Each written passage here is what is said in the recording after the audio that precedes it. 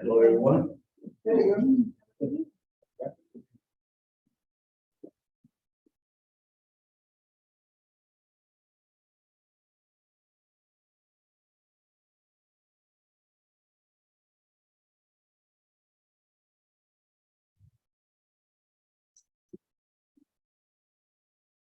Ready to 6 o'clock. Ready, one? You ready to 6 o'clock? Yes, sir. And I can call to order the Chicago County Council meeting for Wednesday, June 14th. Everyone stand for the pledge of allegiance, please. Pledge allegiance to the flag of the United States of America, and to the republic which stands nation under God, indivisible, liberty, and justice for all. Roll call. Second District Councilman Lenny Sisson. Third District Councilman Terrence Hill. Here. Fourth District Councilwoman Stacy Winfield. Present. Fifth District Councilman Robert Garcia. Present. Sixth District Councilwoman Gilda Orland. Councilwoman at Large Deborah Bolaños. Here. Councilman at Large Dwayne Ransbrook. Here. Councilman at Large Kenneth Monroe. Present. Clerk Medina, for the record, Monica Gonzalez, Manny Francisci, and Gilda Orange called in. First thing we have on the agenda is a public hearing for ordinance 230014. Additional appropriation ordinance for the Department of Parks and Recreation for splash pad.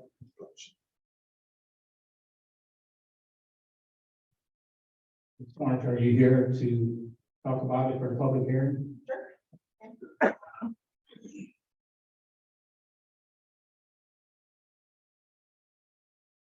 Good evening, council. This is appropriation portion for the 2 million. I asked for 4 million out of two different accounts, well, 2 out of one account and 2 out of another. This is actually the one that was approved in first and second reading for the funding for the splash pads. I gave you guys all a presentation as well as you received my nice packet of information. But I did want to let you know, Mr. Francisci did state that he wanted the actual documentation of what it was for the cost for the repairs to the old splash pad. So I did something better. I contacted the company and I told them that I would like them to do a walking tour with the council so that they could see the reason for the repairs and what is shown at the surface, but not underneath. They'll be better able to explain the situation. So I wanted to make sure to let you guys know. The mayor made sure that I was able to contact them and find a date. So with that being said, I will be reaching out to you guys to see what works for the non-majority of the board if it's do twice. So he's from Lafayette, so he'll come up and make that presentation or that walkthrough actually. Anything else on the ordinance? No, just I'm asking for your approval. so we can move forward. Anybody in the audience for or against? I hear none, thank you. Any minutes?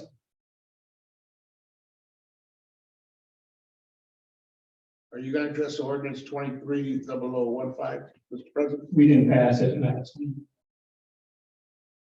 It got voted down last week. Public hearing and regular meeting Wednesday,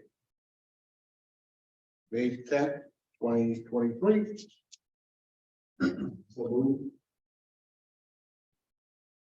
Second.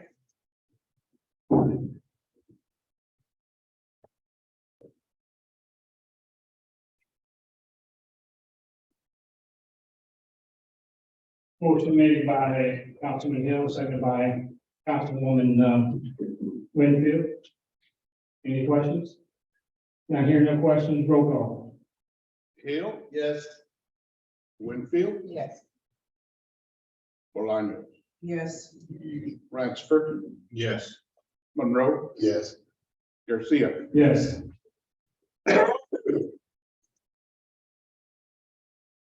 Any communications from the mayor? Letter from the mayor in regards to the speed bumps and signage. We very council member was issued that. Any council member has any comments on this letter? Go ahead. So I see this letter and then, when I'm kind of confused because we're passing, Councilman Hill, your speed bumps that you requested. For you to pass it? Yeah, well, that's what I'm talking about. So this letter kind of confused me. Is this for the future or we're not allowed to? Yeah, that's what I read is for the future. So this one that's on the agenda has nothing to do with this. No. Okay, I just want clarification. Mr. President. I've spoken with the individuals who are responsible for putting the speed bump down. So when I read the letter, I don't know if he's talking about with me or with Lenny or whatever, but I have went to those individuals in the engineering department about the speed bumps. And I brought a picture of speed bumps that I would like to see put down because these here are less costly than those asphalt speed bumps. And they're easy to maintain, although they say they might get torn up and all this. But if we have our sign signature there, letting them know speed bumps, and our people should be educated enough and experienced enough to know when it's a speed bump, and lift up just a little bit, come down, and keep on going. And I got these from the back of the Home Depot, and they're very effective because if you have a space light, it don't give you time to accelerate and then slow down. Because you accelerate here, you go another speed bump, boom. And once upon a time when I did Uber, I seen a lot of speed bumps all over the area, and so a lot of these, I think these here would be beneficial to us.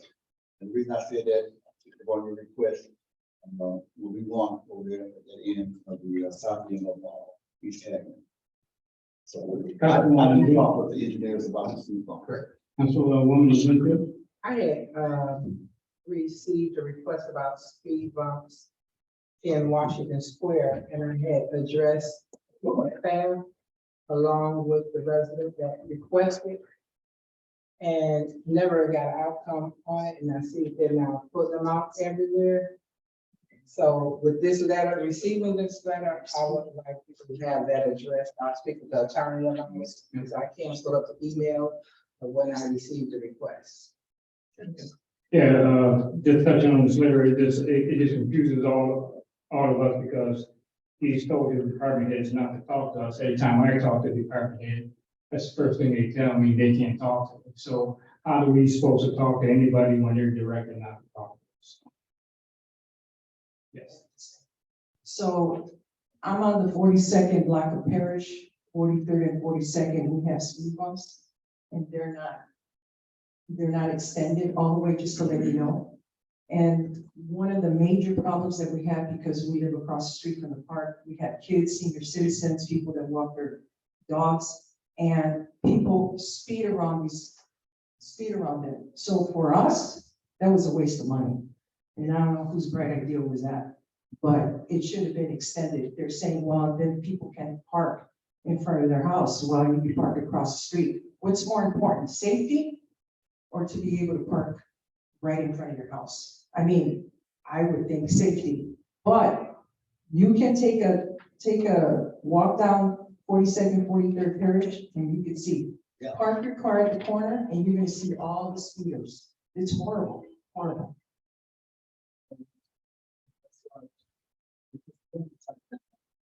Extended. Can't go through that middle part, so those would be the best. And they just have to maintain it. And they're easy, if one of them mess up, all you have to do is unscrew it. And put another one on. Thank you. Any commissioner from the department heads? Accounts payable warrants. 052323 RD. 060623 RD. 053123 CC. 060523 CC. 061423 CC. 061423 LA. And finally, 063023 CC. Is there a motion? So, second. Motion made by Councilman Hill, second by Councilman Monroe. Any questions? I hear no questions. Roll call. Hill, Yes. Winfield, Yes. Bolaños, Yes. Ransom, Yes. Monroe, Yes. Garcia. Payroll warrant biweekly 052623. 060923. Also the payroll warrant monthly 060123. Is there a motion? So move. Second. Motion made by Councilman Hill, second by Councilwoman Malone. Any questions on payroll warrants? Hearing none. Roll call. Hill, Yes. Winfield, Yes. Bolaños, Yes. Ransom, Yes. Monroe, Yes. Garcia. Yes. Any committee reports? Any board reports? Okay.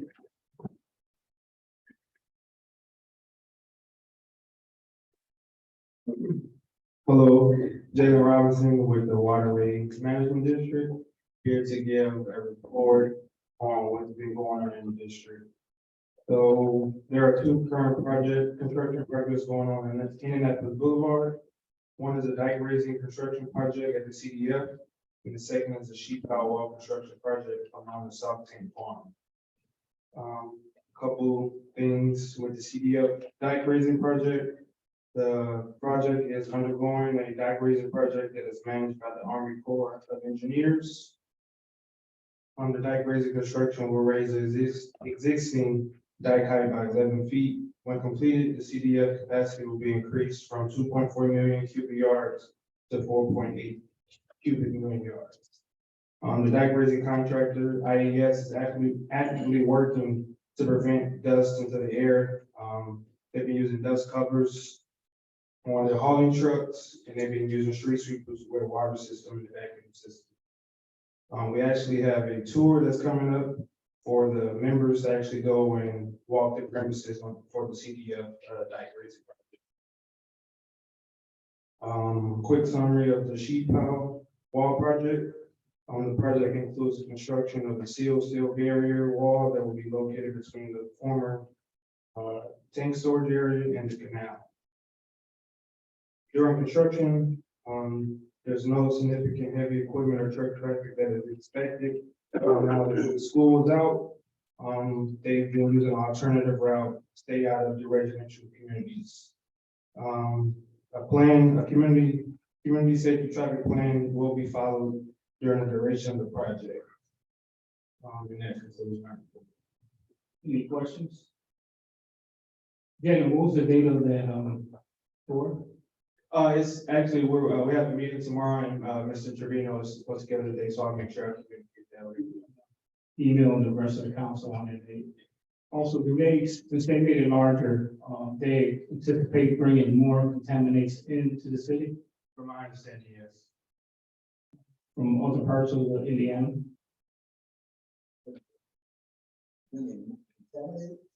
Correct. That's the bigger. I suggest that we need to go to his meeting to object, that what my understanding that CBF was made when they trench our canal to put our own sediments in there. Now they're making it bigger. Now they're gonna be bringing other cities contaminants here to put in that city, which I don't agree with. Right here on Peanuts Boulevard. Where the bridge is at. Right behind the golf. Behind the golf. Yeah, that goes on. Any other questions? Daniel, thank you. That's the best report we got from the committee. Any ordinance on first reading? We have a plethora. And the first ordinance 23-0017, sponsored Mayor Anthony Pope. An ordinance to permit the acceptance of grant funding by the East Chicago Department of Parks and Recreation. So move on first, second reading, President. Is there a second? Second. Motion made by Councilman Hill, second by Councilwoman Bolanos. Is anybody here to speak on this ordinance?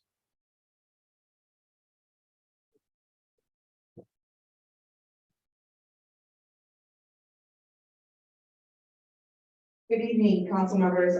So this ordinance that is before you, which I think myself as well as I've talked to our attorney, I'm confused why it's on here because of the fact that we've already approved it. So I guess for reapproving. Do you want to withdraw the ordinance?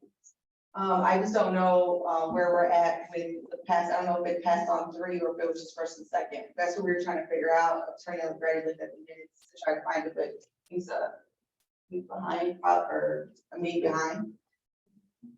I remember it being approved, but I don't have the. Yeah, I'm almost 100% sure that it was passed on 3 readings because it didn't need appropriations.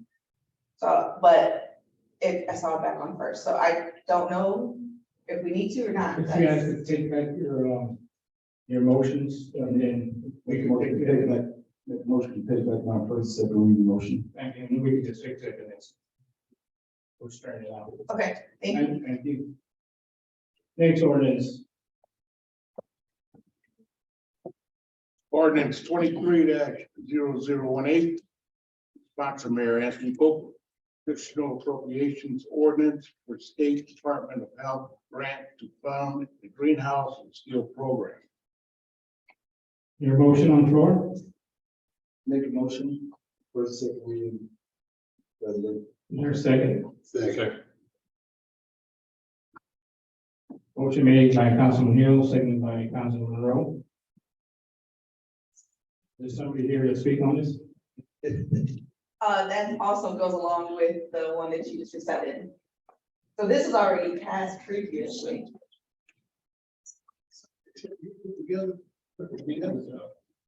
What's on the agenda today is what's been sent to us by the attorney representing Mayor Anthony Copeland. So when I saw it, again, like I stated, when I saw it, I ended up contacting our attorney. He ended up trying to check the minutes to verify that it was actually passing 3. So regardless, just where we're at, I'm pretty sure that it was passed. We need to check the email because all we put down in the agenda is what's sent to us. Right. By email. I understand. So, Okay, so I'll make a motion to take that from first, second. Thank you, Councilman Hill.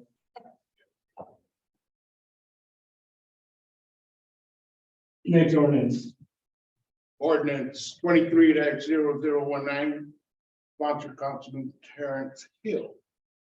An ordinance of the East Chicago Common Council placing speed bumps East 149th Place between Versailles Avenue and Perry. Mr. President, the reason, I'll make a motion. I'll make a motion to approve, first, second. Or is there a second? Second. Second by Councilwoman Winfield.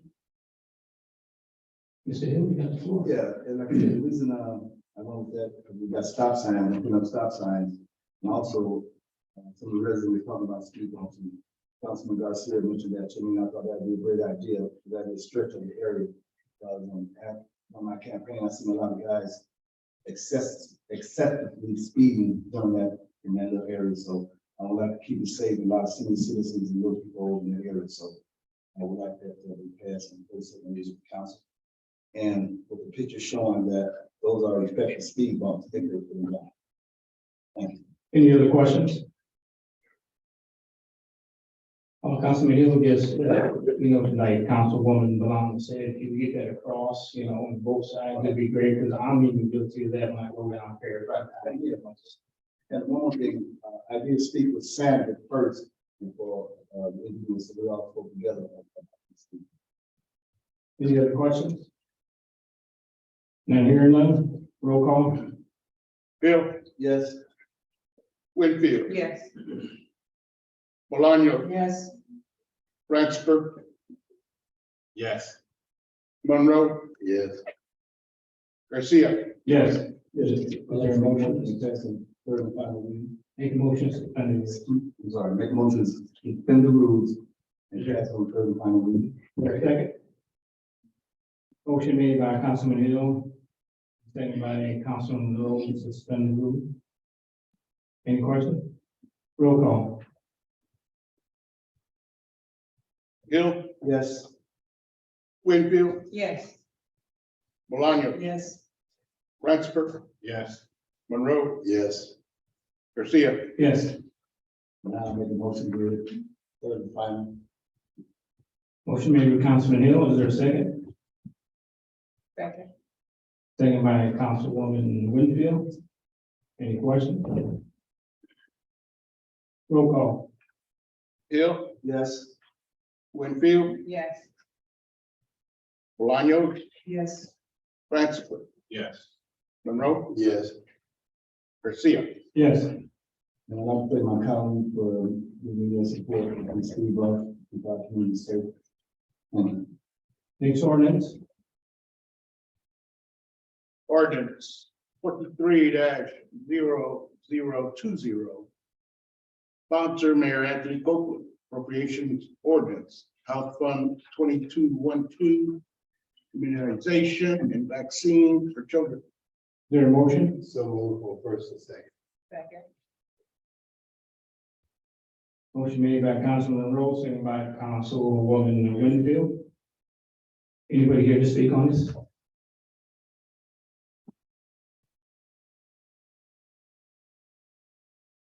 Good evening, council. I'm Diana Garcia Burns, the Director of the Health Department.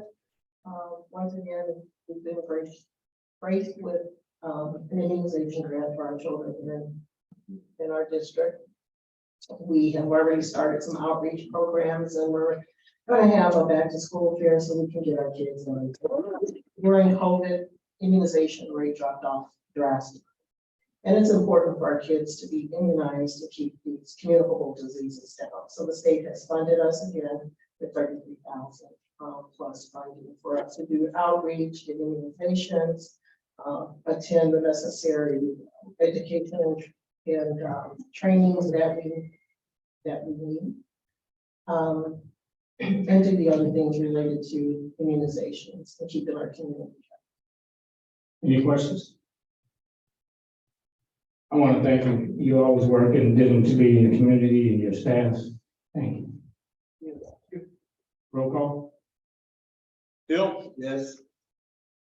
Winfield, Yes. Bolaño, Yes. Ratchford, Yes. Monroe, Yes. Garcia. Yes. Is there a motion to suspend the rules? So I make a motion to suspend the rules. Second. Motion to suspend the rules made by Councilman Hill, second by Councilman Monroe. Roll call. Hill, Yes. Winfield, Yes. Maloney, Yes. Ratchford, Yes. Monroe, Yes. Garcia. Yes. Is there a motion? Motion to hear it on third and final reading. Is there a second? Second. Motion made by Councilman Hill, seconded by Councilwoman Bolanos to hear it on third and final reading. Any questions?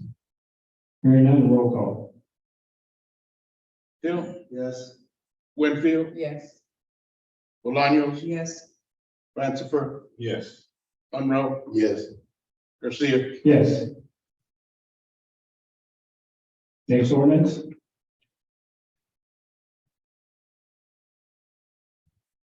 Next ordinance 23-0021.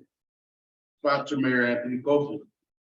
This appropriations ordinance for Corporation Council, count 108001. Contractual services, litigation settlement funding of Ramiro Torres versus City of East Chicago. Cause number 45 D David 041511 CT 00219 for 300,000, and Jacob Guzman versus City of Chicago ETAL. USDC cause number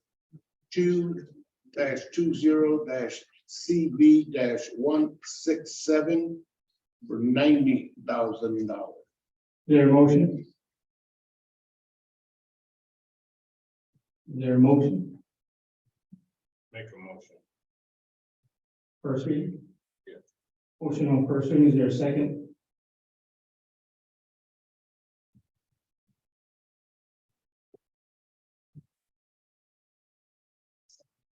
Seconded by Councilwoman Bolanos.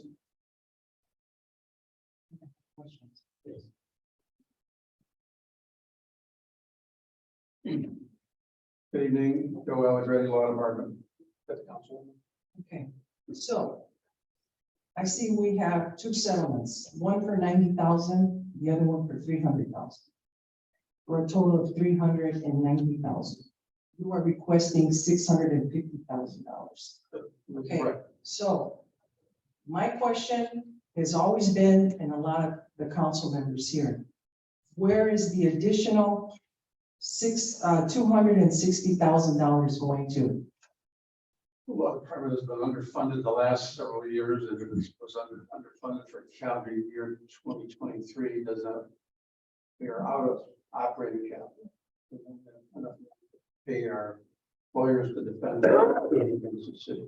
Okay, so why can't we ever get a breakdown? of these reports? I would like to see what you just said, a breakdown of some sort. Who's getting what and how much? I mean, the taxpayers deserve that, There, that information. all claims from the law department are on the claim document, approved by the common council, every claim. Yeah, but I want to know why it's You here. want a spreadsheet? Yes. Any other questions? I think she just wanted, if you're gonna hand in the ordinance, it should have been part of the ordinance also. I want a copy of the lawsuit. Also, turning out grid Both these lawsuits? lawsuit, yes. And I'd like to get it before our next meeting, I'm happy, and I think, our number one outside counsel, I think, is on vacation. Normally, we coordinate better with Attorney Jones on.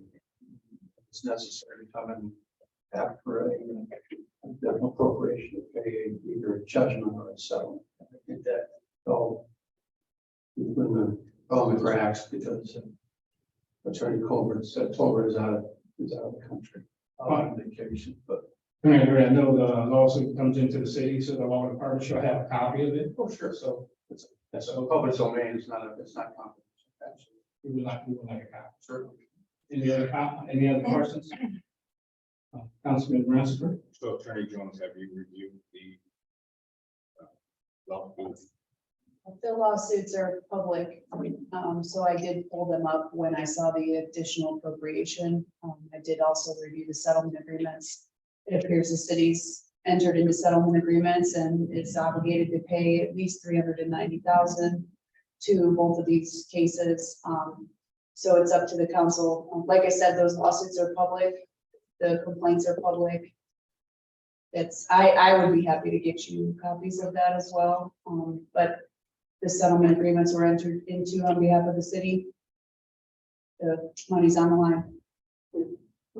Any other questions? Councilman Ransford, No. Councilman Monroe, Attorney Jones, could you send a call? Absolutely. any other questions? When did this happen? What is the complaint? These are two lawsuits. One is arises out of a traffic accident. The person at fault was a New Chicago police officer who has since retired and moved away from out of the jurisdiction, moved out of the state. And is an uncooperative witness, not cooperating in the defense of the case against him and against the city. This is obligated not only to defend the city, but also to defend and pay any judgment awarded against a police officer acting within the scope of his authority. It created to the liability situation and weighed in favor of settling, and there were serious injuries involved, and we were at fault. When did this happen? It's at least 5 years ago.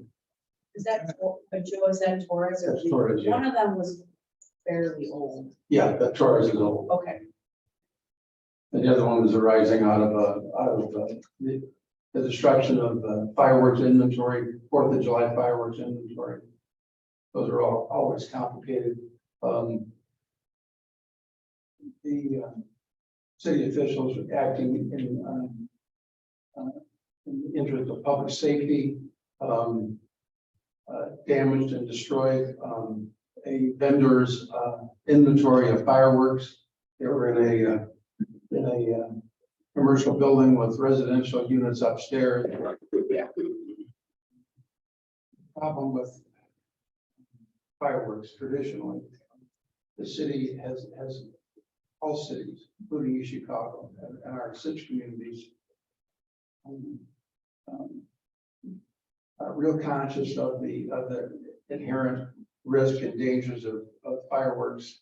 The problem is that state law preempts the sales activity, the sales of fireworks, and prohibits local governments such as us from regulating the sale and dispensing of fireworks in the city. And because of this inherent conflict, we were in a situation which created liability for the city in the destruction of this vendor's fireworks inventory, I suppose.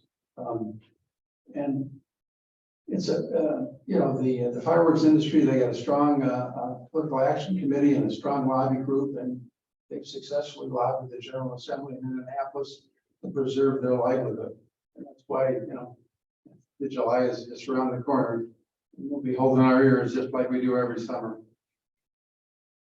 Any other questions? So when was this incident? This was $2020.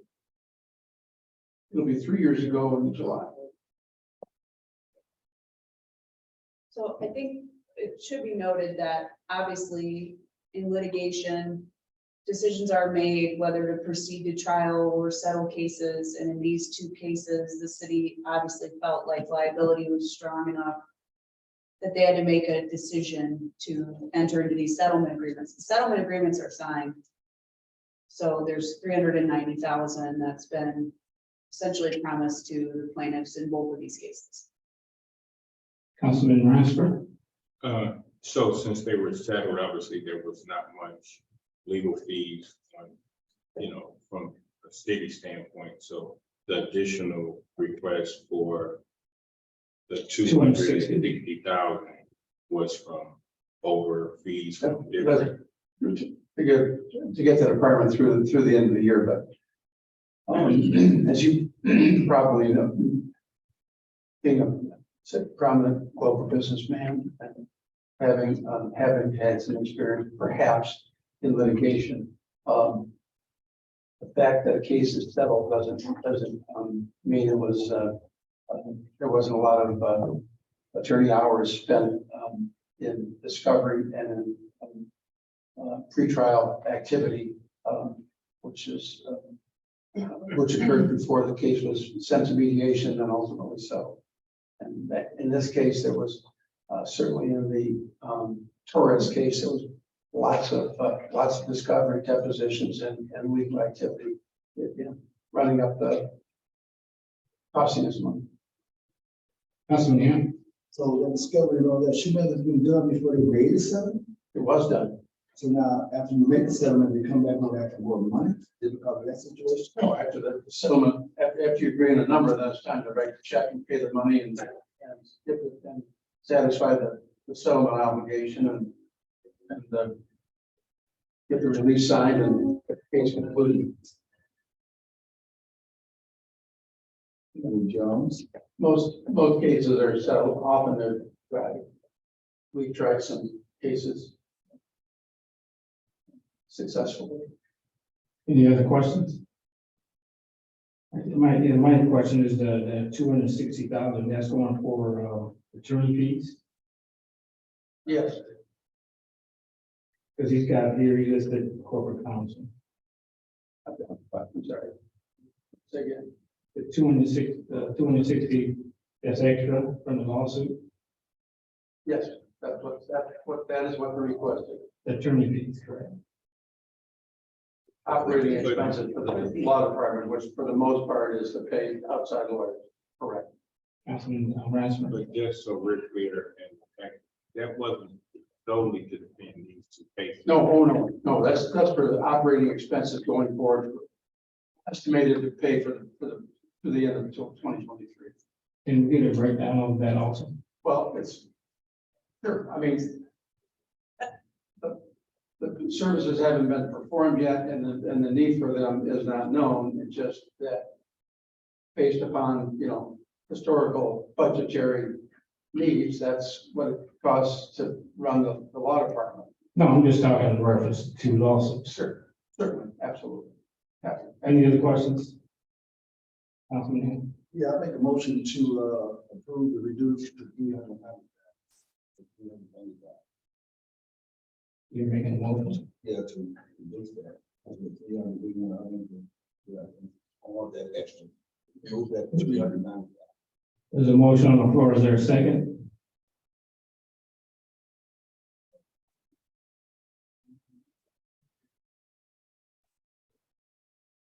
Motion. We have a current motion. on the Yes, floor. he made a secondary motion. Okay. But no, so I made the initial motion. Right.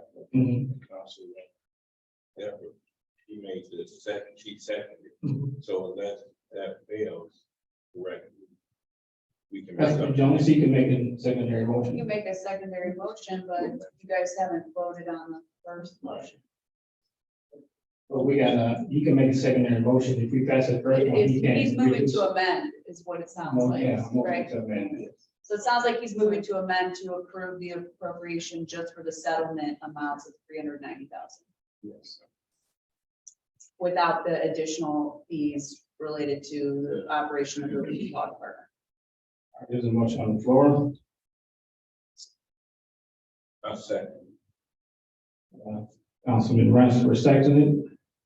Can you read that, Attorney Jones, for us so we all have an understanding? Sure, I think Councilman Hill is moving to approve the additional appropriation at a reduced amount of 390,000 to cover the two settlements in the Torres versus City of East Chicago and Guzman versus City of East Chicago cases only, not including the additional fees to fund the legal department. Everybody got that understanding?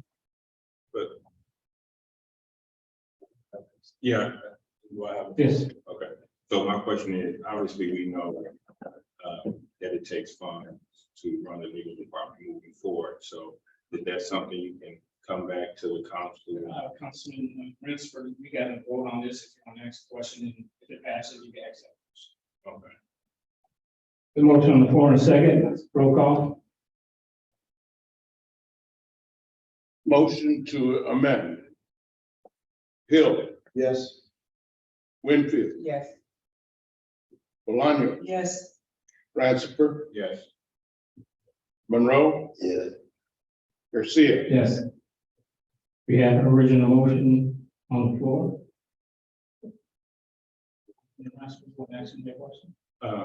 No, my question was just moving forward in terms of this extra general amount. Is it something that you can come and say, break down more so the council can have a better understanding as to the request of funds and the nature of the fund? Certainly. And fundamentally, by not paying lawyers and not defending lawsuits, it does not save the city any money. In fact, it'll cost you a lot more money. Result in defaults, default judgments being entered against the city. Judges ordering money paid by the controller of the general fund, or maybe the sheriff will come and repossess some of our fire trucks. That does not represent fiscal responsibility. Respectfully. Thank you, Attorney McGrady. There's nobody's going to report no fires. Well, we'll see about that. Any other questions? I'm hearing none, roll call. Hill, Yes. Winfield, Yes. Maloney, Yes. Ratzifer, Yes. Monroe, Yes. Garcia. Yes. Next ordinance. Ordinance 23-0022. Sponsor, Mayor Anthony Copeland. Additional appropriations ordinance for the Department of Special Events, Senior Lakefront Event. So move on first, second reading. There's a motion on the floor by Councilman here. Is there a second? Second. Second by Councilman Ransford. There is somebody here to talk about this ordinance? Just take your mask down, please. Okay. I think I remember if we're still wearing them here or not. Good evening, Natalie Adams, manager in Chicago Marina and Lakefront, and one of the special event coordinators. The ordinance before you, the first one that we're speaking of is the one for the senior events, Senior on the Lake, the senior Christmas party, as well as the Veterans Day event. And I believe that the ordinance you received should have had the breakdown cost with it. Any questions? Any questions? I got some. I see you combined everything here. It's it's got Senior on the Lake, Veterans Day, Senior Christmas party. I would have liked a breakdown of each party instead of it all being lump sum. Another question of mine was, it looked like you got $40,000 gift cards, $40,000 for what? gift cards. Not, well, it's for gifts. It's so for those 3 events. And they're broken down this way because those events have not been completely planned yet. We can't plan them without funding. So for all 3 events, we would be purchasing gifts. So it could be a gift card, it could be a gift basket. It could be, we bought chairs, we bought blankets, we bought all kind of different gifts. So it's for those 3 events. The seniors on the lake is usually 250 seniors. The senior Christmas party is usually 500 seniors. And the veterans, I think we allotted for about 100 veterans for that event. So the gifts that would be associated with those 3 events, we took a breakdown and actually trying to come up with a budget, whether it's for food, whether it's for gifts, for a certain amount per person, and then just breaking that up.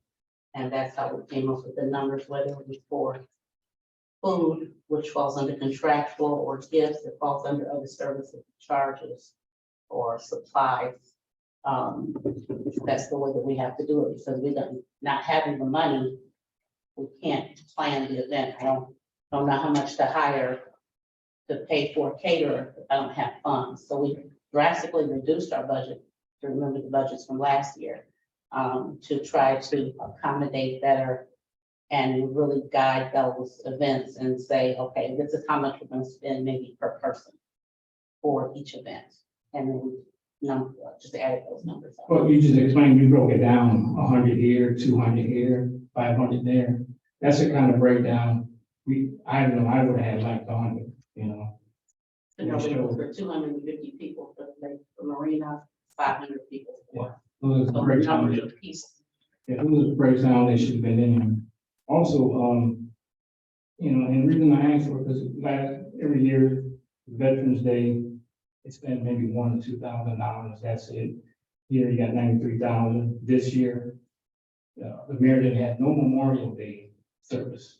That's a big slap in the face to us veterans.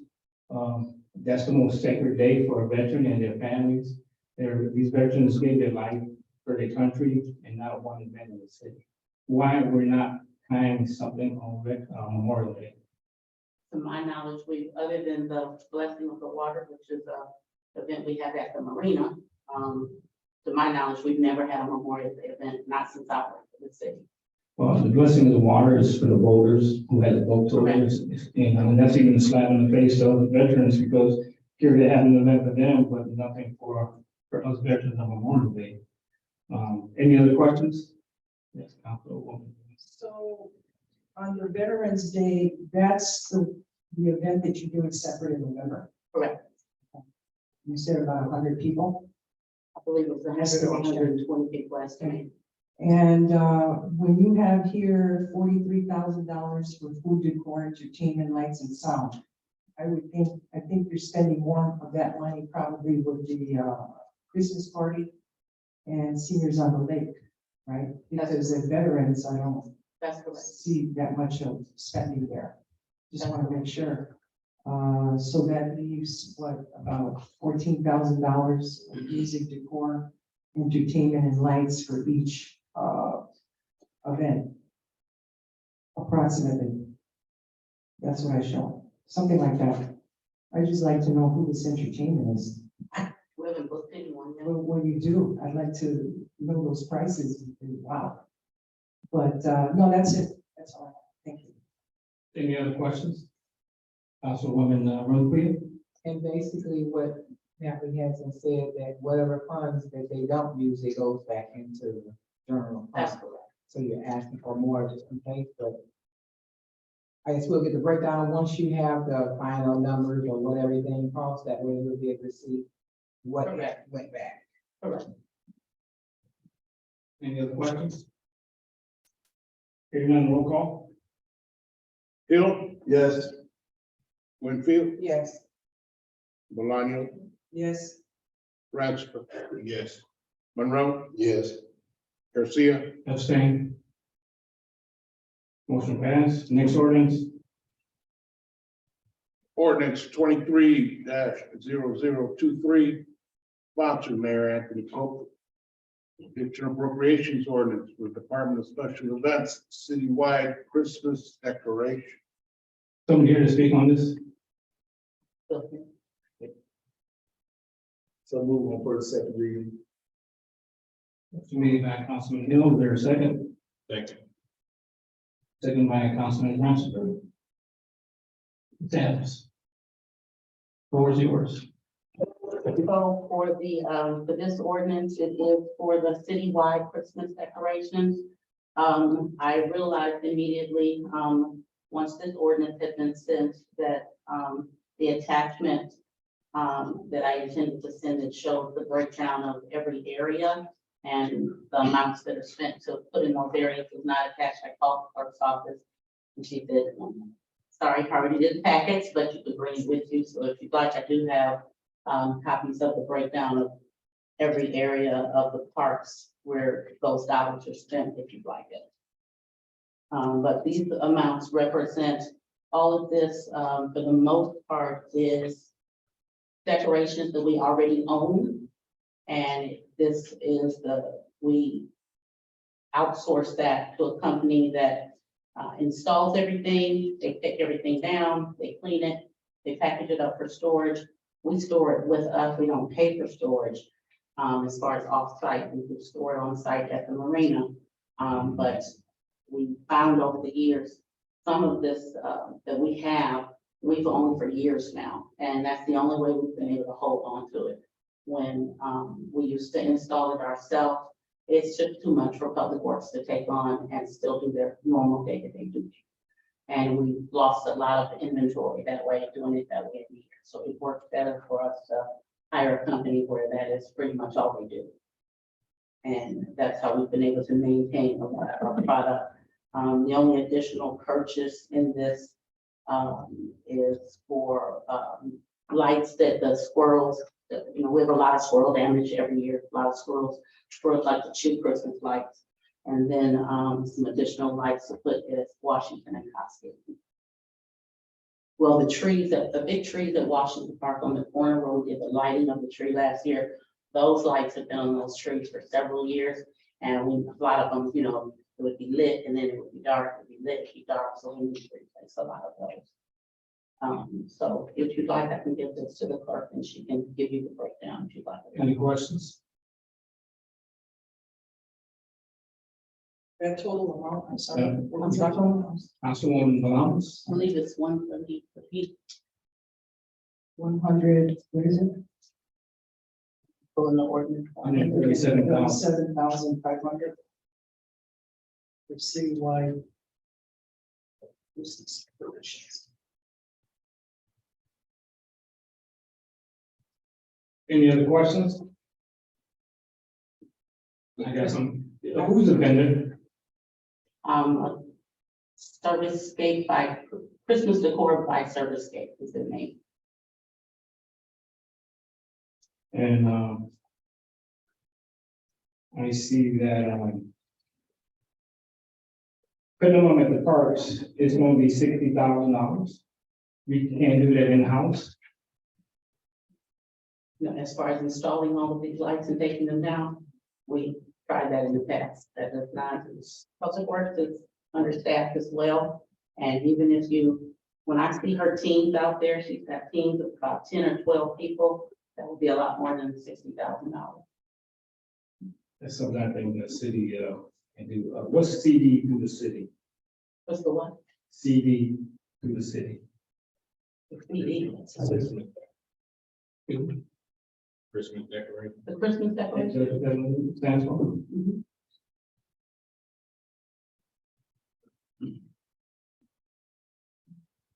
We keep on spending hundreds of thousands of dollars on Christmas lights. And I think sometimes it's just a little too much. Any other questions? Councilwoman, you sure you have one? I'll make a statement at the end when it's time for the council to speak. But on the defense of Public Works putting up lights, they have to have electricians to do that. And I know that they're understaffed. And I know, I want to say about, but I know they don't have the professionalism to put up and install lights. It take a lot. And for those trees that they're putting lights on, I know it's impossible for them to be able to do that. We don't have, I don't even, how many employees do you have? Public Works? Right now, we're about 55. It used to be 150 when I was there. So, and that's laborers, not talking about electricians. So I know that they would not be able to do it. You have to keep in mind when you're installing these lights and things, if you don't install them correctly, you'll drive around, people's homes even, and you'll see lights swinging and lights coming down. Our lights, when they put them up, they're up there. They may go out because of transformers or whatever, but they're up there to stay, and it's because of how they are applied. We went through all of that, and we went through multiple companies. This is not the first company that we dealt with. This is company number 3. And we've had them for several years and had no problems. The first 2 companies, we still had problems. Yes, they were much cheaper, but you get what you pay for.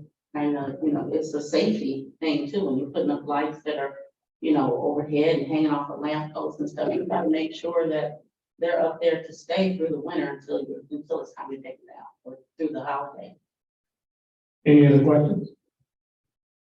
And here none, roll call. Hill, Yes. Winfield. Yes. Maloney, No, Ransford, Yeah. Monroe, Yeah. Garcia, No. Next ordinance. ordinance 23-0014. Additional appropriations ordinance for the Department of Parks and Recreation for splash pad construction. This is on second reading. Is there a motion? Make a motion to hear it on second and third reading. Motion to hear it on second and third reading by Councilman Hill, Second. second by Councilman Ransford. Any questions? Councilwoman Winfield, who you had a question for? Councilman. You gonna speak on it, or? She spoke- she spoke at the- Okay, is this just for the one splash pad? Yes. Okay. Good. Any other questions? Not hearing no questions, roll call. Hill, Yes. Winfield, Yes. Maloney, yes, Ransford, Yes. Monroe, Yes. Garcia. Yes. Any ordinances on third reading? We have no ordinances on third. Any resolutions? First resolution, resolution number 23-0006, sponsor Mayor Anthony Copeland. Resolutions permit the acceptance of grant funding by the Chicago Department of Parks and Recreation. Before we make a motion on it, Ms. Orange, is this part of the other ones that we passed through, do you think? The grant funding, yes. Do we need to pass this? I don't think we did a resolution. I don't remember a resolution being presented. I remember the appropriation being presented. Mhm. I can't remember if it accompanied a resolution or not. We might want to table and confirm before we do anything with this. Is there a motion to table? Make a motion to table. Motion to table by Councilman Hill, is there a second? second, And just to be clear, obviously, we need the resolution with the appropriation, but I don't want you guys passing a second one that's already been passed. I just can't be clear, especially since we've got a couple comments that we already passed the appropriation on it. Motion to table by Councilman Hill, second by Councilman Bolanos. Roll call. Hill, Yes. Winfield, Yes. Maloney, yes, Ransford, Yes. Monroe, Yes. Garcia. Yes. Next resolution? Resolution 23-0007. Sponsored by Councilwoman Stacy Winfield, a resolution on Memorial Street naming by the 40th block of Deal Street to Ignacio Nacho Segura Street. There a motion on the floor? So moved. Motion made by Councilman Monroe, second by Councilwoman Bolanos. Anybody want to speak on this? I will. If, our city clerk would read the resolution.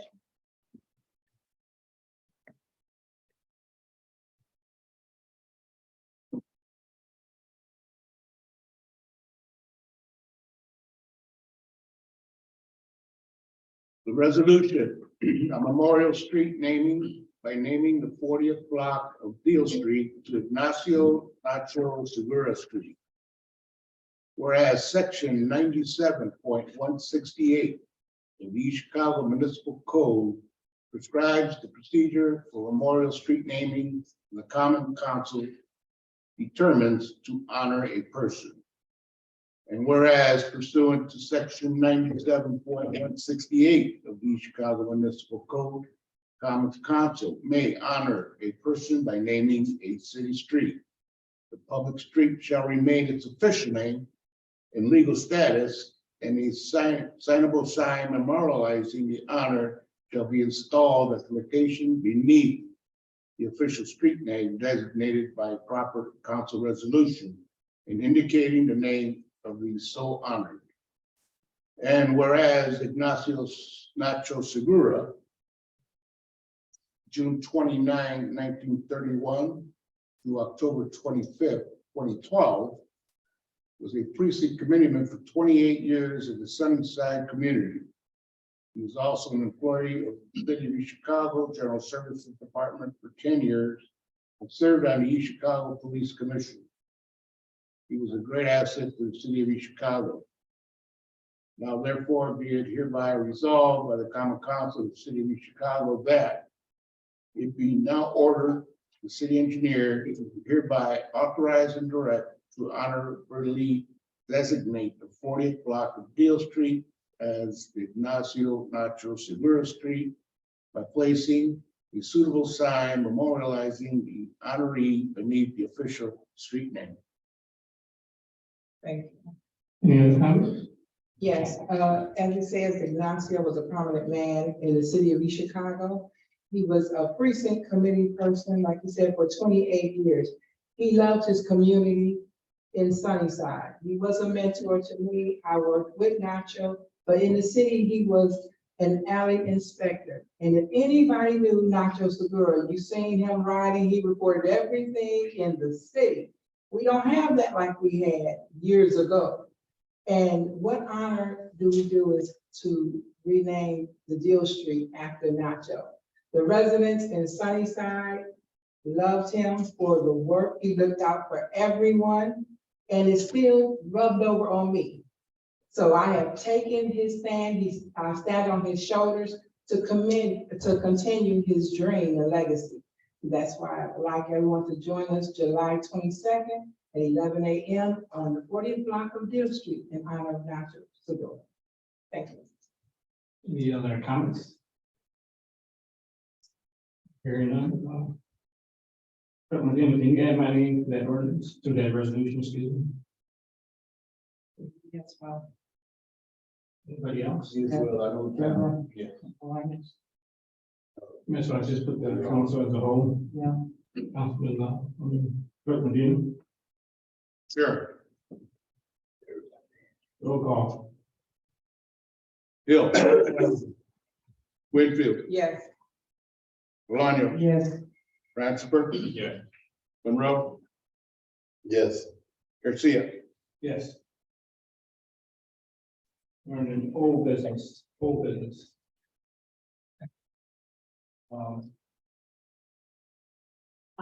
Just as a point, the council requested that I communicate with Chief Rivera on a number of points and request that Chief Rivera attend tonight's council meeting. Obviously, he is not here, but he did send a correspondence. If the council would like me to read it aloud, I can do so. Yeah.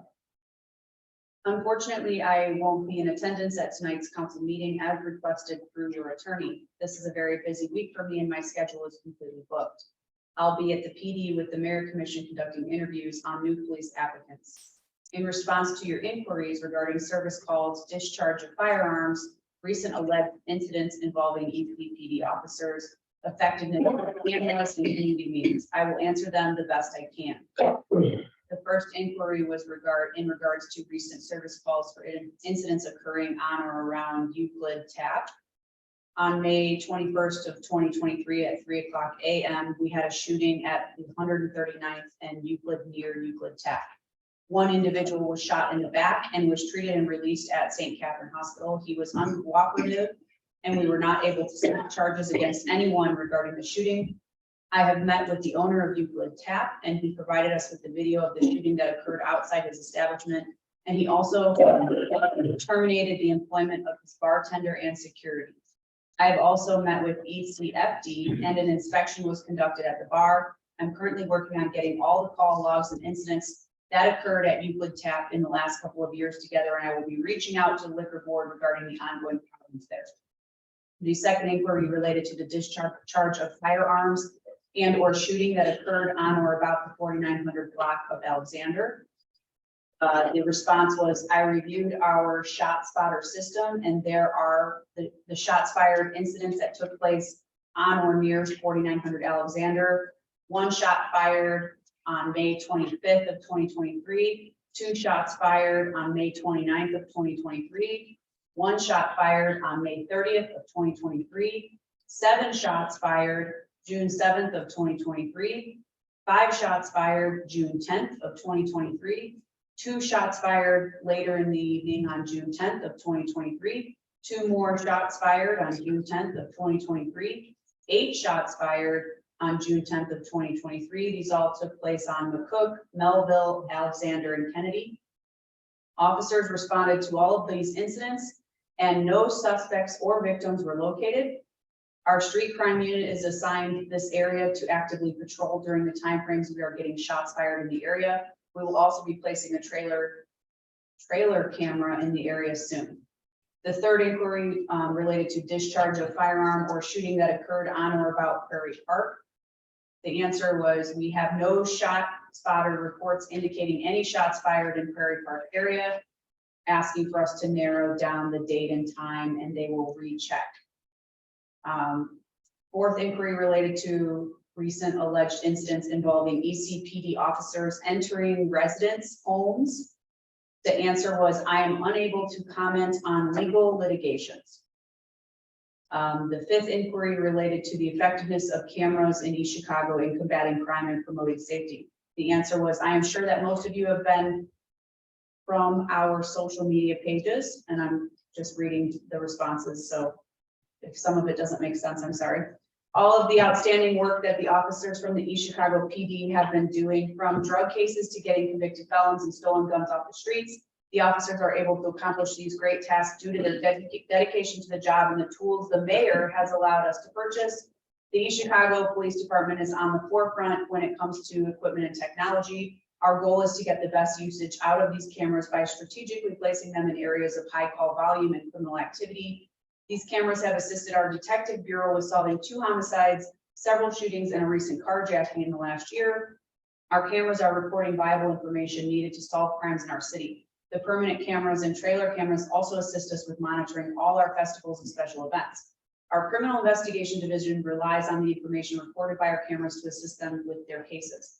The final inquiry related to potential community meetings at various locations throughout East Chicago to promote safety, assist residents in understanding the importance of reporting, and to better understand from residents the concerns they are having with safety in their areas.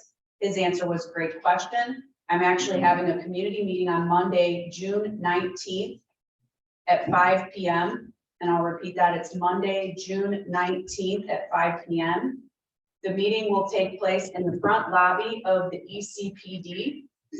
So June 19th, 5 p.m., front lobby of ECPD. We will be discussing our crime stats, street crime unit, bike patrol, community outreach programs, new report writing system, new cameras and technology, hiring process, and Citizens Police Academy coming up this fall.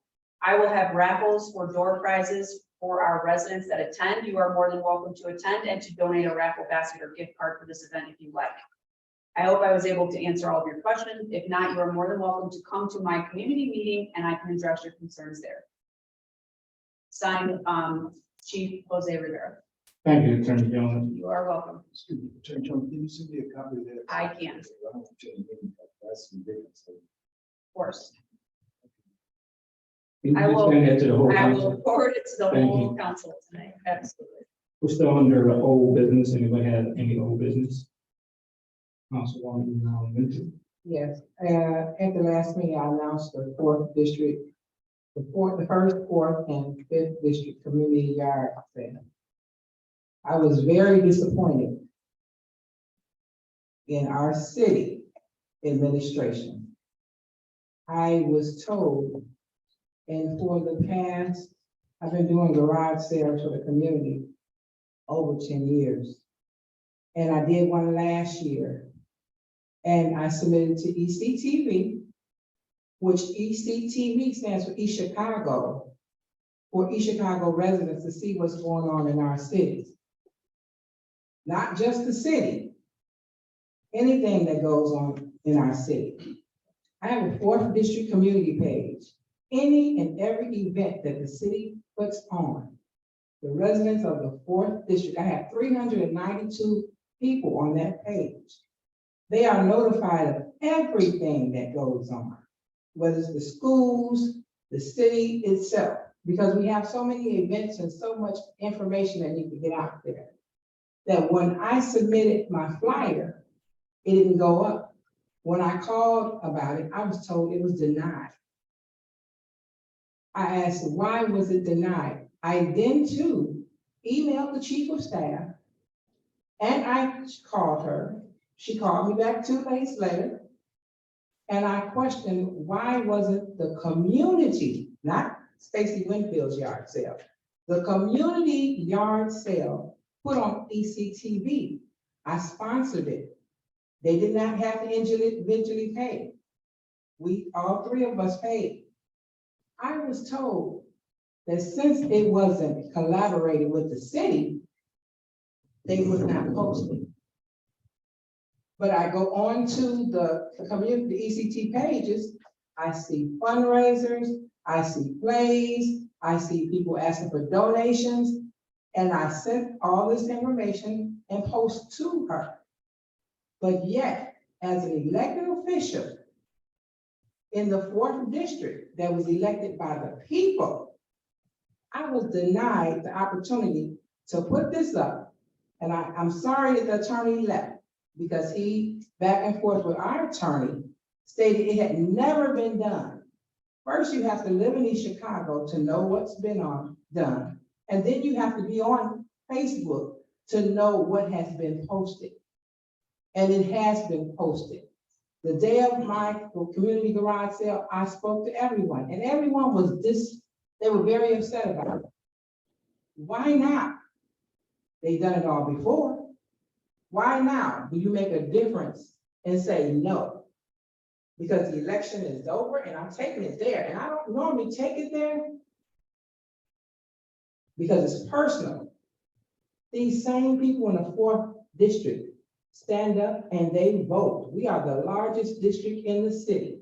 And for me, as the council person that represents them in that district, I'm there for them. There's a whole back row of people from that district that will tell you I stand for them.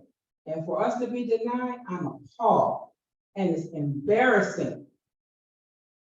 When is this mess going to stop? We talk about unity in the community.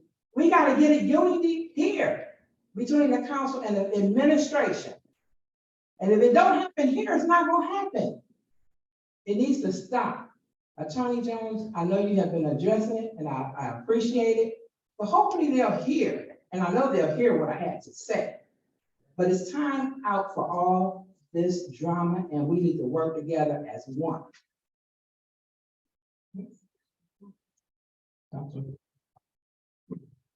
Councilwoman Winfield, you are totally correct. You're saying, and here's what I think, it's ignorance, because what people don't understand with this administration is that there's a lot of people that depend on yard sales and garage sales. Why? Because they need the help. They don't have the funds. And then there's other people that just like to collect items. So to me, this is like an ignorance on the part of the administration and not supporting the council person on this council. There's many other things that I want to discuss, but it's going to come in new business. But I totally agree with you. And I think that was very unfair. It's all events. This is a positive event. It's nothing negative. And it should have been posted on ECTV, just like other events. My organization gives out scholarships and we do many other things. We have the same problem all the time. So, like I said, it's a matter of who's doing it and they don't want to support you. I don't know, but it needs to stop. I agree with both you guys, because it was a 4th district, 5th district, and this district, we did the yard sale together. Trying to get everybody to do it at one time. And it's sad that they wouldn't put it on ECTV or even on Facebook. And I'm gonna say whose fault it is. It's the mayor's fault. The mayor told them not to put it on. And that's what they did. They followed his orders. So it comes from him. That's who we got to blame. It's his fault. Any other old business? Yeah. Yes. Attorney Jones, can you reiterate with the Airbnb, because I do have a residents here from one street, so that they can hear what's going on. Sure. We have a fairly old municipal code. It's been updated in quite some time. So the first order of business was to determine what updates have been made to a specific section of the code related to short-term rentals. After I was able to obtain that from Vivian, thank you very much. I have reached out to Hammond as well as Gary's counsel to the city to discuss what they have been doing to combat the issue. We will hopefully have a working draft by the next agenda. I can't tell, this is something we don't want to rush. Obviously, we need to do this correctly. And there's also state statutes that were passed very recently, kind of limiting our ability to have some governance over these short-term rentals. So I am absolutely working through that. We will put something forth. We want to do it right. We want to make sure that it's going to get implemented as opposed to past ordinances, which this council has put forth, like the collection box ordinance we put forth and has not been implemented. So we are going to do our best to work with the city executive to put forth the best ordinance that the city is going to be able to enforce. And that's the most, really the most important thing. Otherwise, you're just going to get an ordinance that's lip service. We want to make sure that the city is going to actually enforce the ordinance that we put forth, and they're capable of doing so. Just touching on that, no, Cecilia Cabello, she did a public comment request, but I'm gonna ask her and her son to come up, please, and we could discuss it. Now, I'd like you to have no time limit, describe what happened. Hello, State your name and your address. Cecilia Cabello, 4313 Arbutus. Cecilia Cabello, 4313 Arbutus Lane, in Chicago. So, what'd you say it was? The third. On the 3rd, that night was a horrific night. I still have bruises. They're going away. I think you were there, right? Yeah, I'm very upset that this happened to me in my neighborhood, that Guadalupe Circle, it's only elderly people that are retired, that just go and enjoy their Yards, their neighborhoods. yards, their neighborhood, that's all they care, that nobody walks on their yard because they take care of their grass like it was gold. And this happened in front of my house. I was speaking to my neighbor. Why, all these 18-year-olds, I don't want to say 18, I mean, Young teenagers. young teenagers. Can you say how many people were there, roughly? I think it was more than 150. But I didn't take count. I was talking to my neighbor and I'm like, why would they walk through our yard like the way they're doing? And this girl comes up to me and says, do I say the bad words that they said? No. She's like, well, you know.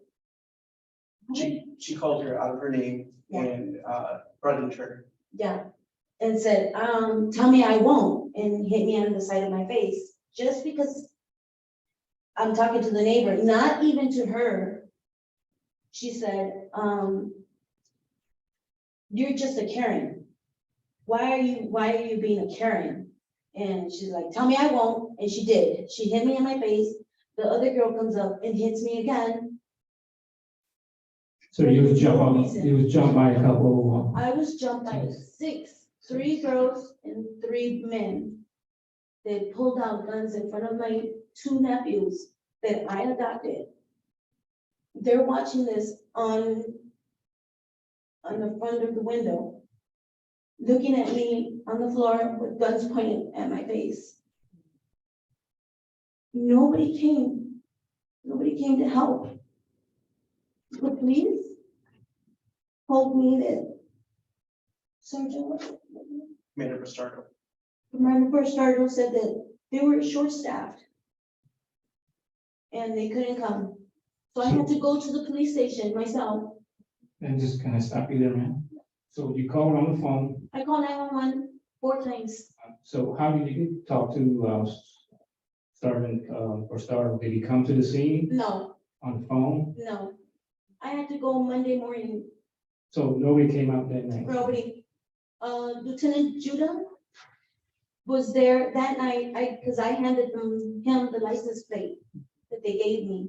Well, that I took from their car because I was trying to take a picture of them. But I was so nervous, so scared, I couldn't get my phone to work. So I snatched their license plate, because it was paper plate. And gave it to the lieutenant. Did he go there as an officer on duty? He said that he was off duty, that they were short staffed and he was off duty. He could not do an investigation, that I had to go Monday morning to police station. So I did. I made a police, a report, and they told me that somebody will contact me. Ever since I made that report, nobody's contacted me. Nobody. Make sure you go to that community meeting. I will be there. I'll be there for my basket. So did you have to have medical care that day, that night? That night EMTs came out. They told me that they've never seen this in 30 years happen to this section of East Chicago. I can go out my front window. I can see the police station right in my window. That's how close I am. No, EMTs came and they told me they don't see anything wrong with me, but they need to go and help the people. They got maced. So how did that occur? What happened? Go ahead. So that night, a party had occurred down the street at 4406 Arbutus Lane, where the owner of the residence rented out her house on Verbo. It is an app just like Airbnb, where they can state all of these rules, like no underage parties, no more than 8 guests at a time. But the owner did not do her due diligence and check the facts, or even though she lives next door, she did not keep an eye on her residence while this party was occurring. That night, the entire block was filled with cars from other neighborhoods, from other states. There were that car was Cherville license plates, but there were a lot of Illinois license plates as well, taking up all of the public parking, residential parking up and down the street. They were parking in front of our resident driveways. They were blocking every intersection to get in and out, and they were parking blocks down, up and down Cardinal and on the next street over. That night, we would say more until 11 o'clock was when the assault occurred. And the police did not show up, and it did not get broken up until about midnight. So what happened at midnight? What happened with the mace? Who had mace? The cops, it was Lake County sheriffs ended up coming to assist the Chicago Police Department. And we didn't get to see what happened, but at about 12 o'clock, the party disbanded abruptly because kids were coming running out screaming. And that's when EMT passed by to ask if my mother was okay. But they had to deal with those kids who were maced. Because they were crying that they're maced, they can't see. So the incident happened at 11, you call the cops, you call 911, and nobody CPD came out. No, Then county came out around 12. Did you make an additional call? Made an additional call. yes, we called over 10 times. You, me, As well as the neighbors. the neighbors down the street. Our neighbor Sean at 4415 as The- well had been on the call, just phone with dispatch since 10:30, Since 10:30. before the incident even occurred. And yet you got a police report and nobody's got, you did a police report and nobody got hold. Correct. Well, I know, just to let you know, I had, Councilwoman Monica Guzman Gonzalez, Ms. Debbie Bolanos, and Thank you. Ms. Stacy both ladies. Winfield. They had called me about it. They told me what happened. Believe me, every person on this council is very concerned about what's going on. We had a similar incident last year on the Chicago side where, over 100 kids at these parties, sorry that it happened to you. It's uncalled for an officer to show up and say he's off duty, because a lot of times they said they're on duty 24 hours. If the officer showed up, he should have taken care of it. Because especially I'm telling them that they threatened my life and they had guns with them. I'm like, if I wouldn't have told you that, it would have been different.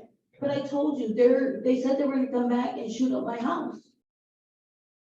And that's totally uncalled for, and we're not gonna accept that action coming from PD. As you know, we are, and that's been a problem for the last 3-4 years. And that's not the answer, not to answer calls. Here you got assaulted, and you don't get service, you're a taxpayer in the city, and you don't get police protection. That's sad. That's sad. And this council, us as a councilman, and women, we need to address this as soon as possible. But this is not, it happened to her that day, it's happened to other people in the city. And I mean, my mother was bruised and beaten, but if it were anyone else on that street, they're all older. They are all done taking, my neighbor was so fearful of her life that day. She takes care of her younger niece and had nowhere to go. She ran inside her house. But thank you to Councilman Ransford, who came over right away as well to check on us. Any other comments? Yeah, Any the council two persons? ladies came, you two ladies came to check up on me. Thank you very much. I really appreciated it. Councilman,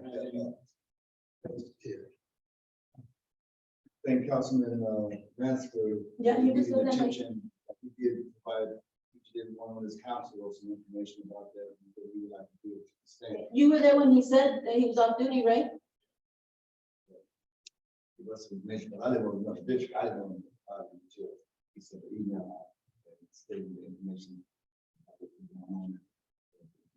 And I know that you all know who the landlord is?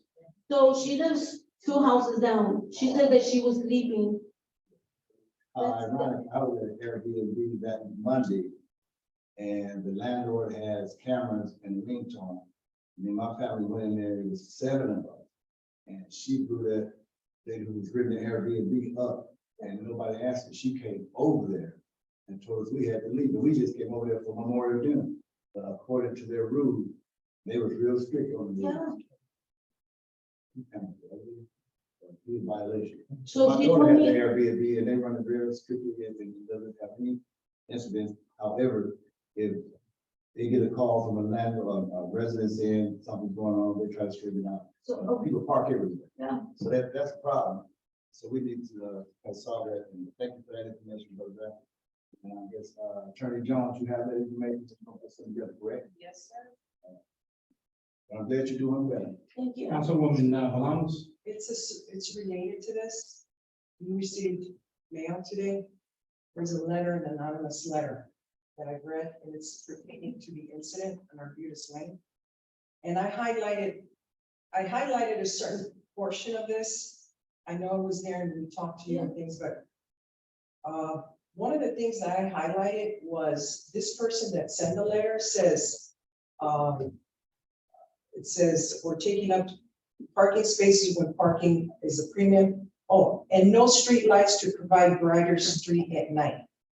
I've been fighting this about street lights, okay, with the city, but yet $40,000 in gift cards and $137,000 in Christmas lights is more important to this administration than to get more lighting in the city. This is what gets me mad. This behavior has to stop. Who's first, you or the administration or this outrageous spending? So if you look at your letter, this is the letter that we all received.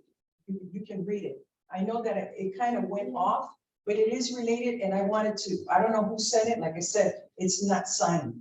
It's not signed, but they are telling the whole story on what happened. Oh, Just to let you know that there's a lot of people that had your back, and so do we, okay? And all the residents on Arbutus Lane. Anybody else? Also, Woman Winfield. The letter that we received today is the letter that I had received anonymously. I had put it on Facebook on our page to ask whoever sent me the letter to contact. I did find out that day who sent the letter. That was not the first incident. This is the second incident. Yeah. It was just not no one was attacked. But this is the second incident on that block, and that's what our concern is. So they have it booked all the way into August. If you go into the verbal website, you can see that that house is blocked off all the way to the end of August. So also the next day, I received a call, someone breaking into the home to retrieve some of the items that they had left in there. But the thing is, like Debbie said about the lighting, if you come to our council meetings on a regular basis, you will hear, even before I became a council person, I was concerned with the lighting in the area. I asked for cameras in the 4th district. I was told that the only way cameras would come up would be if there were a numerous amount of calls in that area. If they don't receive the calls, we will not receive cameras. I have a problem with that. It has to get better, can't get worse. I'll do this lane. We're gonna constantly stay on it. Don't keep your trust in me, I'm there. That our council person, Debbie, Councilman Lansford, we're there. Yes. Attorney Jones, can you please write to Chief of Police to have him call that owner of that location and have a meeting, because we got to have understanding, and she's gonna be held responsible. But the lady said to us that day, the next day, when we put she said, I canceled the rest of so they were booked all the way to the Monday or something. She's like, I kept their money. I'm like, oh, that's nice. Yeah, Attorney Jones, if you could do that. It's that'd be great. 4606, 4406. Do you know the name of the one? I just pulled it up, so I have it on my. No, The Furbo told us that they couldn't provide any details, that we have to go council. So You can find that on the Lake County Assessment website. It's public knowledge. If you're gonna speak, you need to come up to the mic. So just. No, I brought them up. No. Just for the council's reference, I mean, there are multiple code and zoning issues related to a party of this size. There could be cease and desist that the city can send to get these people to stop doing it. There could be injunctions filed that the city can do all of that. That's part of what, City of Hammond does, for instance. City of Hammond sends cease and desist when there's violations of their municipal code or zoning or, permits for large parties. That's part of the things that can be done on the city level to stop some of these issues that it doesn't appear are being done. Yeah, I think what's happening with Airbnb, they're just running. They're not telling nobody they're having a huge party. They're just running these spaces. But when you have a police response and the police notes that this is occurring, that there's a clear violation occurring, that cease and desist can be sent to the property owner. So my question is, just to add to what you're saying, in terms of a common nuisance, can't that be addressed? Absolutely, on the city level. Yeah, So not necessarily, I mean, the council doesn't necessarily have the authority to enforce something like that. We can say we want, just like collection boxes, we can say we want you to stop doing this stuff, but if the city's not going to enforce the ordinances or the zoning or the permits or the code, you unfortunately don't have the authority to enforce it as a council. So you all have great hearts and want to do all this stuff, but if it's not going to be enforced, that's not on you to do that. Sir, Your name and your address? My name is Tom Magana. I live at 4405 Arbutus Lane, which is directly across from 4406, which is, the owner's name for the record is Diane Wright. Okay, thank you. She resided at 4418. And that's really significant here because I want to give historical context to this nightmare we've been living since this Airbnb has been put in place. Back on May 20th, another group of young individuals were renting the house and to bypass her ring doorbell alarm so she can't count how many people are entering, they're going in between her house, Natalie, who lives next door. And that was the beginning of this nightmare on this particular night on May 20th, because there were cars that were double parked in the street. And these young individuals on May 20th felt so defiant, they said, I'm not gonna move my car. And residents are trying to go northbound on Arbutus, and these other cars are going southbound from the party that were attending this house. And they were defiant, they weren't moving. What drew my attention to my front window was I could hear all the cars blowing their horns. I said, well, somebody's got to move. Common courtesy, it's wide enough for you to squeeze over a little bit, but no one, the people who are attending the party refused to move.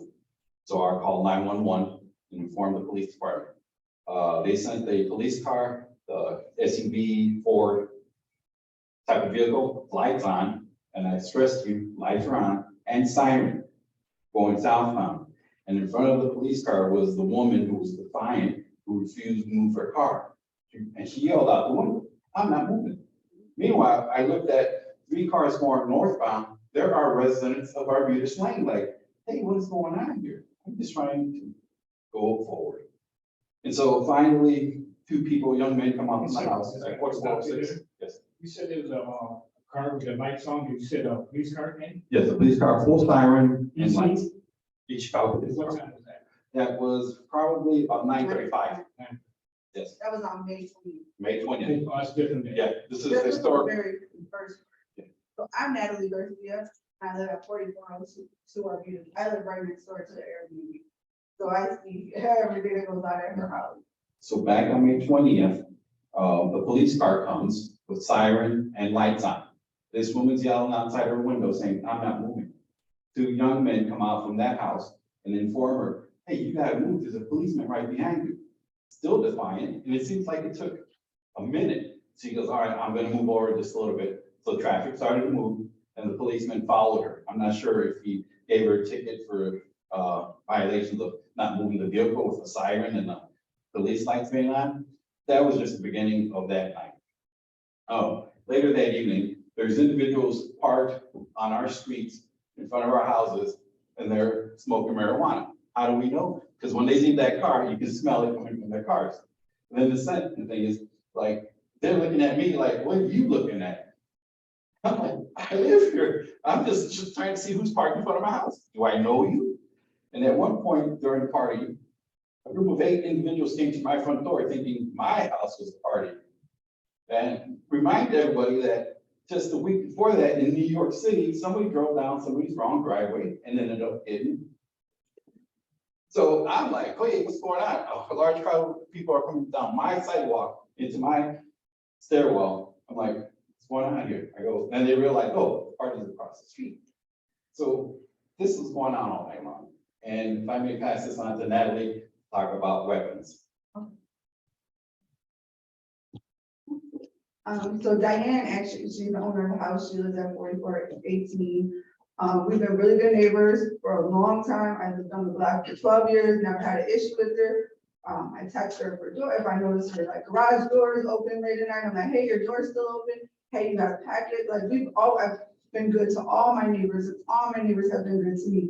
So when this stuff starts occurring and she's acting like, well, I ain't gotta talk to you. I don't have to text you. I don't have to do it. But like, we've been good neighbors. Like, I don't understand what's going on with you. So on the 20th, I reached out to her and I'm like, hey, there's a party going on with you. This stuff has to stop. Something's going on at your house. There's a bunch of kids in your backyard. There's a bunch of kids in front of your house. They're smoking weed. This has to stop. No reply back, no call back, nothing. And I called her maybe like 6 times that day. I called the police 6 times. They came and they talked to the individuals on May 20th and whatever they said gave the people that were renting it the mentality that we're good. Because the one guy kept saying, we're good, cops said we're good, cops said we're good, the cops said we're fine, the cops said we're good. And there was another girl who was like, yeah, but my mom rented it, like, so the one girl was like really upset, like, the party must have got too big for her. Again, Diane did nothing. So when I wasn't hearing anything back from her, I took matters in my own hand. I reported her to Airbnb. Her listing got removed. I reported that I called the cops. I sent them the cops, the time that I called, how many times the cops came out. Her listing got removed from Airbnb. Do I care? No, thank you. But Airbnb has been really good. I have to tell you, Airbnb has been very responsive. So this last time on June 3rd, this was like, and I really want to say, because I looked out my window and I was being nosy, that the one guy who was at the party on the 20th, that was a visitor, rented the house again, because I remember that card to the T. So again, if we're giving people, party goers, a mentality that they're good, they're just gonna keep coming to our city and doing stuff because they're good. And so on the 3rd, it just got crazy. There was probably 150 people there going up and down the street, parking wherever. The cops came the one time. They didn't really do anything. I kind of just talked to them. It was muffled. I couldn't hear them. And then the reason why the party really got broken up is one, I believe, because of the incident that occurred down the street with my neighbor. And then two, all of a sudden, a huge fight broke out in their backyard. I mean, like probably 80 people fighting back there. And then that's when the canine dogs, they started macing people. Like I couldn't even tell who was fighting anymore because there was that many people. That's at midnight with county Yes. sheriffs. Yeah, so, and that's when then the cop went through the house and all of a sudden these people start running off the block and running to their car. But I mean, people were getting maced, the dog was like trying to attack people. I mean, it was a scary situation and I live alone, I'm single, I live alone. And that's what I was trying to tell Diane. I'm not trying to be an innocent bystander and I'm not trying to stop anybody from stepping on my grass, but I don't like it. And from somebody who was already living single before, you should know that too, Diane. And that's when she got real like, I don't have to say anything, I don't have to do it. So again, I filed a report with VRBO and just let you know her listing is not full, it's full right now. So it's not listed anymore on VRBO. But to me, what scares me most is the Chicago mentality. Because after they beat up our neighbor down the street, I didn't know, and we were gossiping a bunch of neighbors back and forth in the text. And what got me and what scared me was the 5 guys that pulled their gun came running through my yard bragging about it. We just beat that bitch up at the corner. We just beat that bitch up at the corner. And when I was telling Diane that, she's like, oh, I can't control anybody. And it's like, but Diane, that's the mentality that they have. You know, you have to be scared of that mentality. If they don't care, what can they do to you? And I'm sorry to say it, karma came back and bit her, and they came to her house, and I hope they scared her when they came back to get whatever they lost. I didn't see that was hearsay, but I did see a young man when I was doing yard work on Tuesday, walk right past me, said good afternoon, went to her backyard and was roaming her grass in the backyard for like 20 minutes. He must have lost something in the fight. And I didn't say anything to her, and I don't want to be that neighbor that doesn't tell you when something's going on with your house, but she's making us that neighbor. And that's what's on her.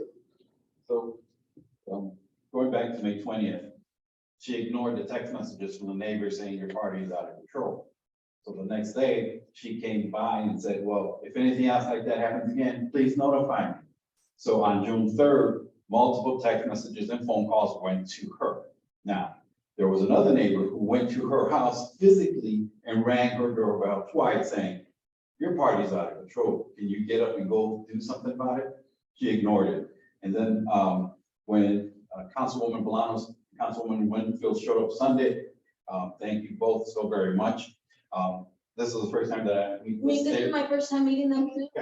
and for her to come out and say, hey, I got attacked and I almost got my head blown off by these young guys, that took courage enough to take that plate as well. And at no time did Diane or her daughter, Tanisha, ever apologize to her. They deflected, they obfuscated it, and I'm like, listen to you, how do you put price on a life for BBRO when this woman almost lost her life. And there was another party, a quiet gathering of a real quiet family. You don't even know they're on our block. They were having a small little barbecue in their driveway, but out of disrespect, the Chicago mentality, just walked right through. So if me and Natalie are sitting here, they walk in between us, like, you ain't saying nothing to me, I'm walking right through your driveway to get to that party house. Must be noted is, there were two gentlemen in between the two houses, Natalie's and Diane, the Airbnb, collecting money. Collecting money. I'm like, are you serious? And then they acted like they were the bouncers. Oh yeah, we gotta search you. Yeah. I'm like, are you kidding me? This is, you're making commerce on services being sold on an Airbnb. Diane stated, well, I can't control what they do at this house. Well, no, you can't. Your responsibility is yours. You're the landlord, and it should cease and desist automatically. And by the way, they blocked the fire hydrant. And that night on June 3rd, when the police department showed up, the Chicago police, there was an EMT vehicle coming northbound on Arbutus. Those guys had to get out on foot. Yeah. Why? Everybody double parked. On June 3rd. On Yeah. June 3rd. They parked on the other side. Yes. The paramedics, EMTs on foot, trying to rescue these individuals who had mace. Then there was a fire truck behind the EMT. Those guys had to get out on foot. Yeah. And the only way they could leave that block, they both had to reverse around backwards to get out of Arbutus. I'm like, are you kidding me? These guys are just, I'm at a loss of words for right now, but in terms of respecting the neighborhood, there isn't. When I get invited to someone's house party, I'm walking on the sidewalk. I'm not gonna walk on anybody's grass. That's disrespectful. I'm not gonna park in front of somebody's driveway. I'm sure as hell not gonna start smoking weed. I'm sure it's not gonna go beat up the neighbor and you know, and show a gun to say, dare me to shoot you? And then like, Diane and Tanisha, when we bring up like the weed smoking, I'm not saying do it, don't do it, what, you know, mind your business. They're like, oh, just because you don't do it, that doesn't mean other people do. That's not what that means, because there's some people on our block that do smoke it, but they pay taxes. If I tell them move their car, you're in front of my house, they're gonna move it because that's respect of a neighbor. I'm not going outside to tell somebody I don't know, and you don't know who you rented this to either as well. And then it goes back to what Councilman Hill said. There are strict rules. Why she was acting like she can't enforce those rules, I have no idea. Well, rest assured, this council, every council member on this council is concerned about it. We are going to get behind this. It's on call for what happened, it's on call for ECPD didn't come to your rescue. That's what I'm really pissed at, that they didn't come out and they give you a hand, you know? And that's a shame. But rest assured, have a letter going to the police chief roll call her in.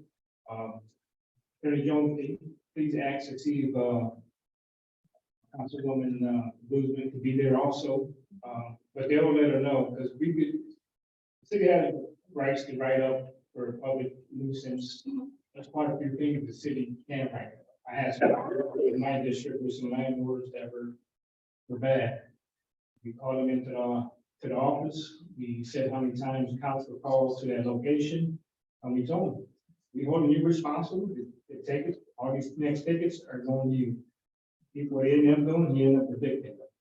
You know, no more problem about that one location. But yeah, there's some things that can be done. And I'm sorry that happened to you, Cecilia, everybody, all the residents on that block. Very sorry that happened. And every council member here is concerned about it. Thank you. Thank you. Thank you. You got any video? Yes, Oh, yeah, I have video. I have video too. And pictures. Okay, I will get to you with you after the council. Okay. I'm sorry, can I just add one little thing? I hope it's okay. Your name and your address. My name is Eddie Alberto Campos, 4109 Bering Avenue. I'm her son-in-law. I just wanted to make sure that whatever resolution you guys push through is specific to all online renting apps. Because it's been Airbnb, Verbo, and I'm glad she got the listing off, but I tried calling and the company was, how should I say, not cooperating. They weren't helpful at all. And the fact that the police hasn't helped, the fact that the companies probably don't help sometimes, and just with everything going on, I just want to make sure that it's Thank you. very thorough. Thank you. Kenny Jones, yeah, that's one thing, good thing you brought up, all the officers. Yeah, it's not gonna be specific to only, it's going to be a general ordinance. Under old business, any other old business? Also, I had, I know the Councilwoman Guzman sent a letter to the mayor asking, to cooperate on reference to splash pad. And I understand that we never got back to her, never responded to her reference to splash pad. I think that's another disgrace that he doesn't hear. You have the president of the council reach out to the mayor, want to talk to him in reference to these splash pads, and she does not get an answer. Any other old business? And a new business? Councilwoman Delaney. So I want to touch base on the collection boxes. Everybody here supported that. Well, guess what? That was in March. Nothing has been done. I've been calling the city to report these collection boxes that show up overnight. I don't know how they do this. They go on private property, on public property, business property, and the garbage is all over the place. You got the old ones with graffiti on it, rusted. It looks like beep, okay? And I am sick and tired of being ignored for something like this. You know, it took some time and research to do this. And our attorney had time and research in that too. And to be ignored, I emailed, I called, I finally added our attorney into the email. And can you please tell him what was the response? The response was generally that they didn't like how specific the ordinance was. It's too hard to enforce. You know, why is it so specific? And at that which point I explained that I did the research and there's constitutional issues with an all-out ban. I specifically said, I'm willing to pare it down. If you guys need something more simple in order to enforce it, I'm willing to work with you. Let's sit down and talk about the ordinance. Let's pare it down. Why don't you give me some suggestions? No response. And finally, I would like to say that I don't know if this is appropriate, but I would like an apology from Attorney Allegretti. How he responded with the threat about taking a fire truck out of service. He doesn't have any right to do that. And see, again, this is the behavior. And we all put up with this behavior, okay? It needs to stop. It's coming from the very top, and now you have an attorney that feels that he could say whatever he wants to us and to public safety when they have nothing to do with it. So I don't know if that could be done, but I'll tell you what, I was very insulted by this.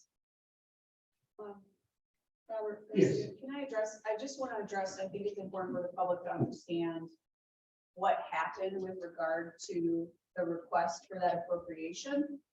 And I think what the council was asking was the appropriation was for $260,000 more than what the settlement values were on the two cases that were submitted to this council. And this council asked, what is the additional funding for? And there's no documents to support the additional funding. And so what the council did was say, okay, we're going to give you, we see the documents for the releases for these personal injury cases or whatever property cases they were. You've entered into them. The city's going to do these settlements. We're going to give you the money for the settlements, but we need more information as to what this additional funding is for. And the answer was, it's to fund the law department. Well, unless I'm mistaken, I don't recall that this council zeroed out the legal department fund for the city. And so this is additional money above and beyond what this council has already approved. And I will remind the public that this council has asked repeatedly every single year for a litigation budget so that we as a council can defend the multiple lawsuits that we get involved in, and we get told no every single year. So we are hanging out to dry. We got sued by the council, by the city with regard to the redistricting. We had to shift money around in order to pay attorneys to defend that lawsuit. We do not have a litigation budget. So I think it is wholly appropriate for this council to ask for additional information to understand what those funds are being spent on. And that's what happened. And I just wanted to clear that up for the public. I think it's very important. I think it is totally appropriate for this council to ask for that additional information. That's, I just had my 2 cents on that. Councilman Monroe? Yeah, just, what Debbie was talking about, somebody put a box this past weekend on Cross Street from Zion Church on the corner. The blue raggedy box. Say what? Okay. New business, still under new business. Takes us into the public expression. I know I brought Cecilia Thomas and Natalie up already to talk. Do you still got want to do public comment? Anybody else in there? Any public comment on the sheets? We have no more. The motion to adjourn? So we'll say, Motion made by Councilman Hill, second by Councilman Monroe to adjourn. Roll call? Hill, Yes. Winfield, Yes. Solano, Yes. Ratzifer, Yes. Monroe, Yes. Garcia. Yes, meeting adjourned.